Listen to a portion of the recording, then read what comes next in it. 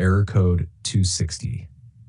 This error typically means Roblox can't connect to the game server to receive data caused by server issues, network problems, or firewall blocks. How to fix Roblox error code 260 step by step. Step 1. Check Roblox server status. Visit status.roblox.com, status.roblox.com. If servers are down, wait until services are restored. Patch 2. Use a stable internet connection. Restart your Wi-Fi router. Switch to a wired connection, Ethernet if possible. Avoid public networks or mobile hotspots. 3. Flush DNS cache. This helps clear outdated or corrupted network entries.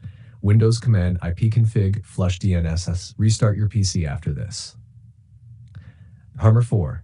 Disable VPN or proxy. VPN's proxies can block or slow down Roblox server connections. Turn off any VPN proxy services and try again. 5. Allow Roblox in Windows Firewall. Go to Windows Security, Firewall, and Network Protection. Allow an app through Firewall. Make sure Roblox Player and Roblox Studio are checked for both private and public networks. 6. Reset internet settings. Open Internet Options, Advanced, Reset. Restart your browser PC. 7. Reinstall Roblox. Uninstall Roblox completely.